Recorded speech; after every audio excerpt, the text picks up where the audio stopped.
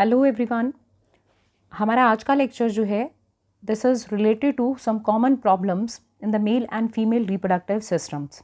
अब ये प्रॉब्लम्स जो हैं ये हमारे नीट एग्जामिनेशन के लिए और हमारे बोर्ड एग्जामिनेशन के लिए बहुत हेल्पफुल हैं और बहुत वर्क भी करेंगी। तो सबसे पहले हम बात करते हैं कैटेगरी वाइज, मतलब पहले हम मेल की बात करेंगे, उसके बाद हम फीमेल प्रॉब्लम्स को डिस्कस करेंगे। तो first of all I am starting with the male problems. तो यहाँ मैंने आपके सामने कुछ प्रॉब्लम्स मेंशन की हैं। Like first problem is called cryptorchidism. This problem is cryptorchidism. क्रिप्टोऑर्किडिज्म के लिए मैं आपसे डिटेल में पहले भी बात कर चुकी हूँ कि इंग्विनल कैनाल के थ्रू टेस्टिस जो हैं वो डिसेंट होकर स्क्रॉटम में आ जाते हैं जो in the later 7th month, later half of the 7th month, जो प्रेगनेंसी की ड्यूरेशन की बात कर रही हूँ बच्चों में, कि 7th मंथ के लेट स्टेज में ये आ जाते हैं इंग्विनल कैनाल के थ्रू स्क्रॉटम में। लेकिन अगर नहीं आए, ड्यू टू एनी रीज़न अगर ये नहीं आए, तो ऐसी कंडीशन को क्रिप्टोऑर्किडिज्म कहते हैं। क्रिप्टोऑर्किडिज्म के बारे में हम ऑलरेडी बहुत बात कर चुके हैं, लेकिन ये याद होगा आपको, मैंने बताया था कि सर्जरी के थ्रू ये ट्रीट भी किया जा सकता है। नेक्स्ट बात करते हैं, next is benign prostatic hypotrophy.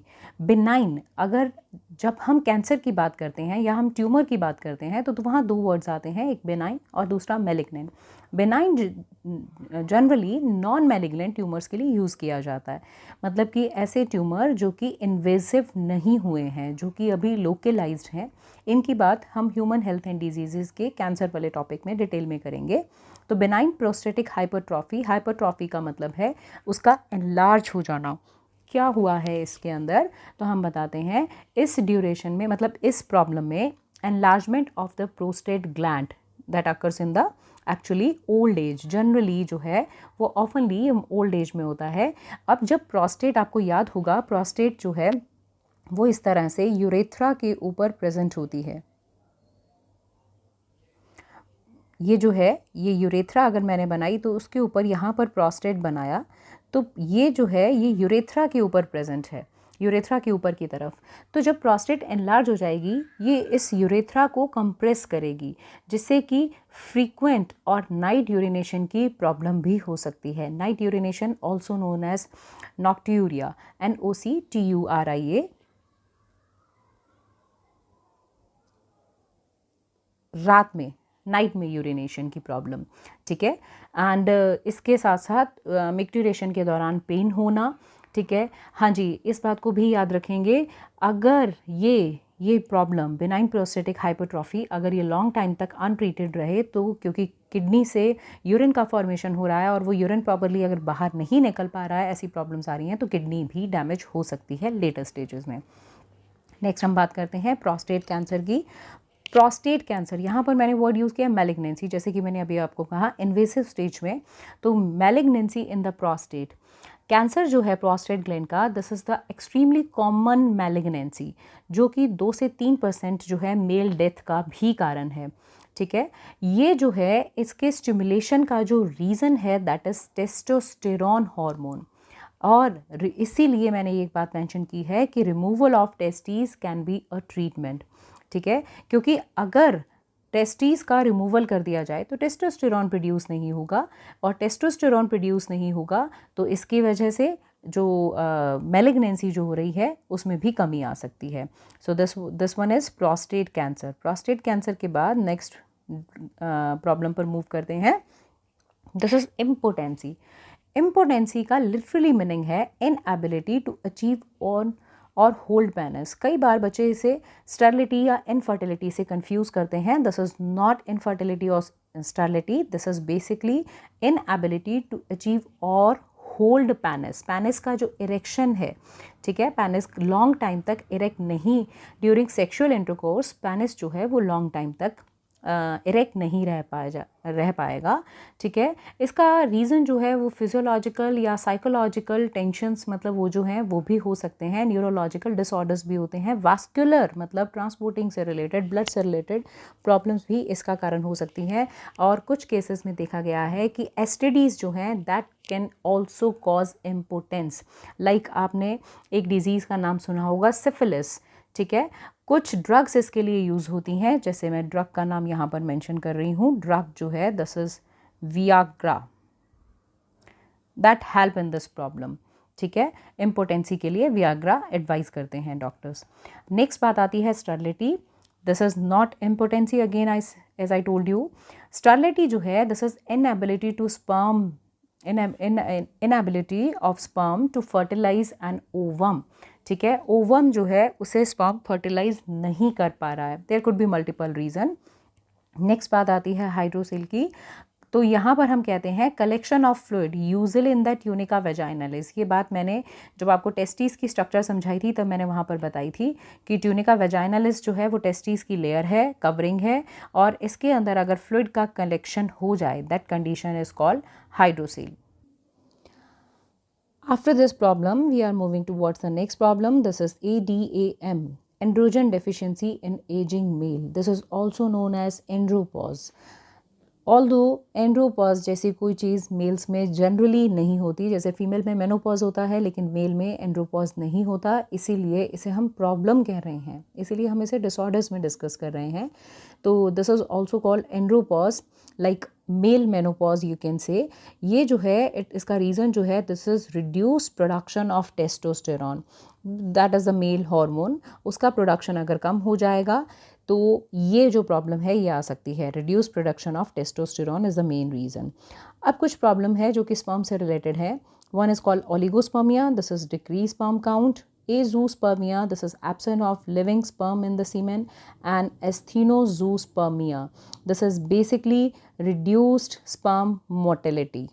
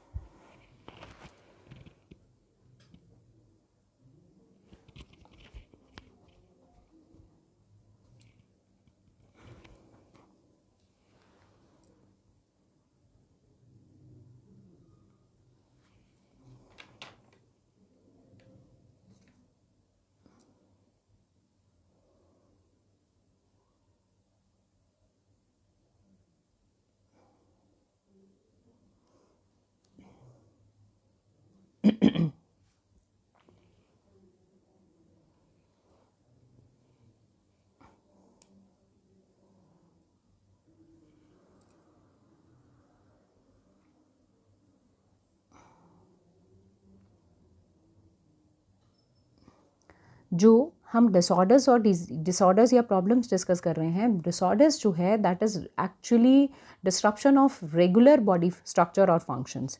और डिसऑर्डर्स जो हैं उनका रीज़न डिजीज़ेस भी हो सकती हैं, लेकिन डिजीज़ेस जो हैं वो बॉडी का एक पैथोफिजियोलॉजिकल रिस्पॉन्स है जो कि किसी भी इंटरनल या एक्सटर्नल फैक्टर में हम पैथोजन का नाम लेते हैं उनकी वजह से हो सकता है।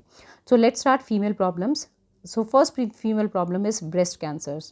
Although there are many gynecological cancers, gynecological मतलब फीमेल्स में बहुत तरह के कैंसर्स होते हैं, उनमें से मोस्ट कॉमन कैंसर्स मैंने यहाँ डिस्कस किए हैं, जैसे कि breast cancer, cancer of the mammary gland, cervical cancer birth canal का या सर्विक्स का कैंसर, यूट्राइन कैंसर मतलब कि अगर वूम्ब या यूट्रस में कैंसर हो जाता है that is called uterine cancer. Uterine cancer का ट्रीटमेंट जो है दैट इज़ कॉल्ड हाइस्टेरेक्टोमी, मतलब कि इसका लिटरली मीनिंग है removal of uterus. This is removal of uterus.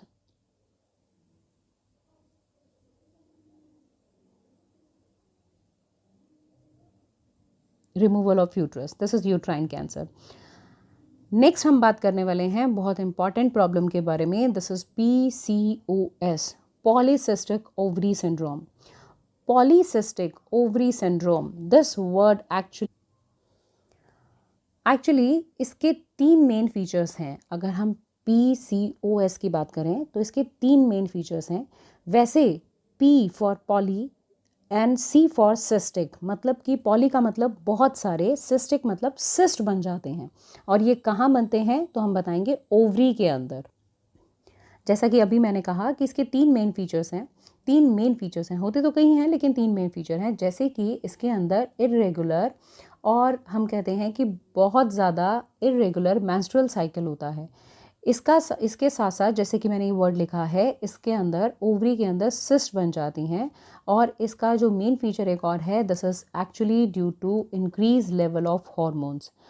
Polycystic जो वर्ड है, इसका मतलब जो सिस्ट हैं, ये जो सिस्ट बनती हैं, ये कहाँ बनती हैं? ओवरी के अंदर।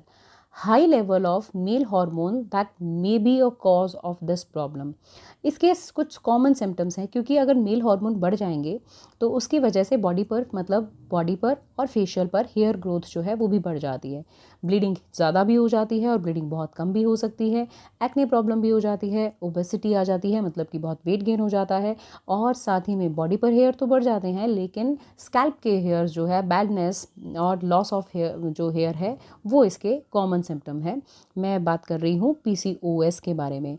PCOS जो है उसके लिए कहा जाता है कि ये एक सीरियस मेटाबॉलिक डिसऑर्डर है, जो कि बहुत ज़्यादा कॉमन नहीं है, ठीक है। ये एक एंडोक्राइन सिस्टम का डिसऑर्डर है, लेकिन कई बार हम PCOS और PCOD में भी कंफ्यूज हो जाते हैं। PCOD जो है वो इतनी सीरियस प्रॉब्लम नहीं है जितनी PCOS है।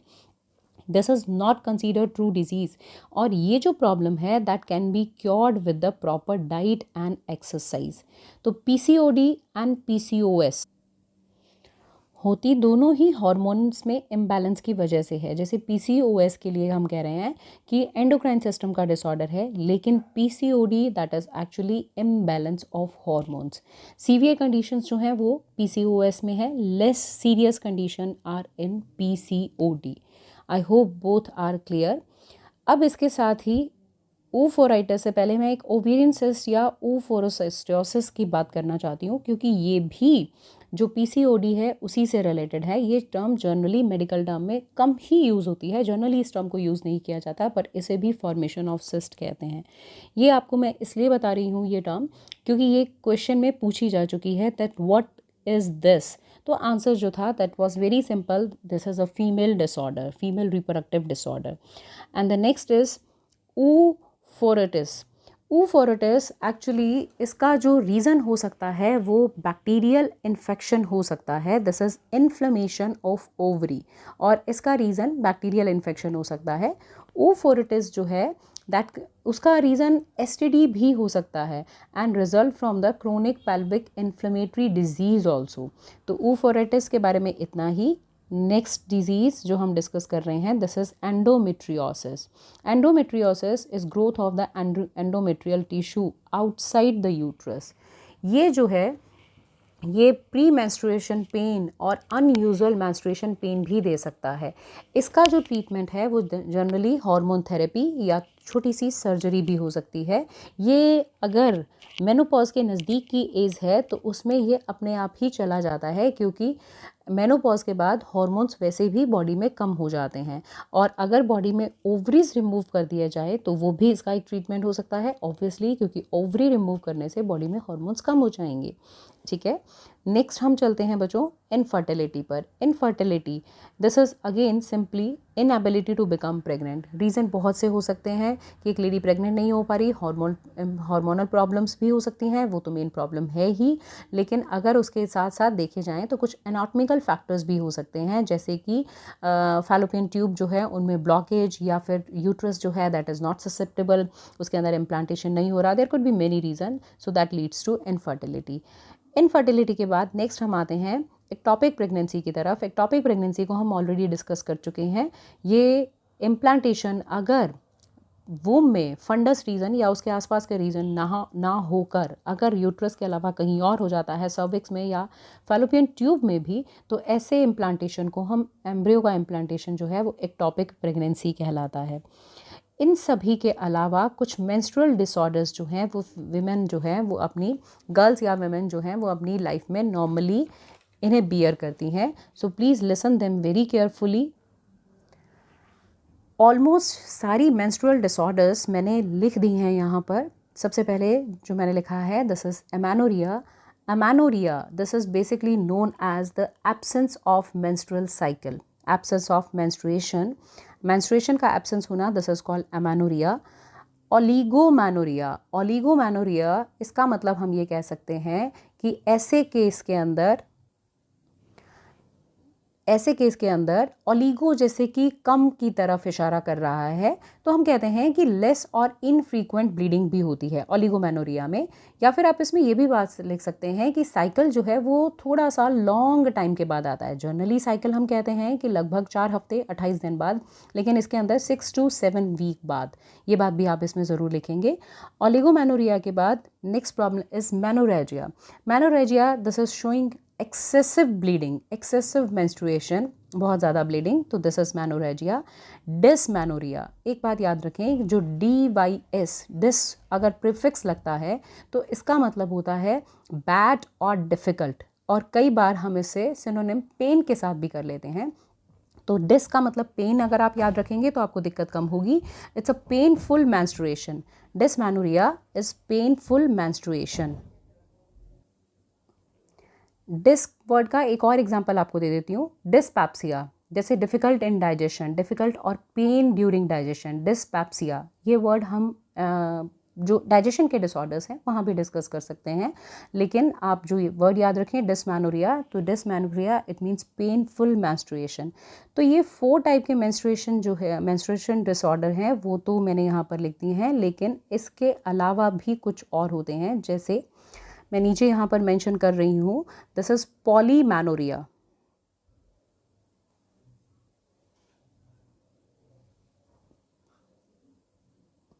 पॉलीमेनोरिया, जैसे कि ओलिगोमेनोरिया जो है उसका मतलब क्या है कि इनफ्रीक्वेंट या लेस ब्लीडिंग, या फिर ब्लीडिंग के लिए जो हमने बीच में ड्यूरेशन दिया है वो 6 to 7 वीक का हो जाता है। और यहाँ पर एग्जांपल के तौर पे हम कह सकते हैं कि जल्दी मेंस्ट्रुएशन साइकिल आ जाना, तो लगभग हो सकता है 3 वीक्स में ही आ जाए या उससे भी पहले। तो मेंस्ट्रुएशन साइकिल जो है वो बहुत ज़्यादा हो जाना, that is called dysmenorrhoea. Okay, फिर उसके बाद ओलिगोमेनोरिया और पॉलीमेनोरिया को आप थोड़ा सा एक जैसे करके याद रखें तो दिक्कत कम होगी। और एक कंडीशन होती है, कई बार पूछा जाता है, हाइपरमेनोरिया। दिस इज कॉल्ड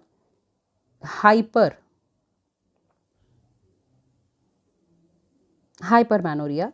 हाइपरमेनोरिया जो है ये this is simply excessive flow. Hypermenorrhea जो टर्म दिया जाता है, this is excessive flow. And the last one is menometrorrhagia. Menometrorrhagia, इसे हम कहते हैं प्रोलॉन्ग्ड फ्लो, मतलब फ्लो ज़्यादा विद इरेगुलर और साथ में ही इंटरमिटेंट स्पॉटिंग। प्रोलॉन्ग फ्लो लंबा चलेगा, लेकिन उसके बीच बीच में कई बार फ्लो कम हो जाएगा और इंटरमिटेंट स्पॉटिंग भी होगी। ये तीनों टर्म्स जो हैं ये मैंने थोड़ा सा आपको एक्स्ट्रा बताई हैं, लेकिन जो पहले वाली 4 टर्म्स हैं वो आपके क्वेश्चंस में यूज़ होती हैं। So please learn them carefully, क्योंकि डिसऑर्डर्स जो हैं ये इंपॉर्टेंट है। और यहाँ पर हमारा चैप्टर जो है ह्यूमन रिप्रोडक्शन कंप्लीट है। Thank you.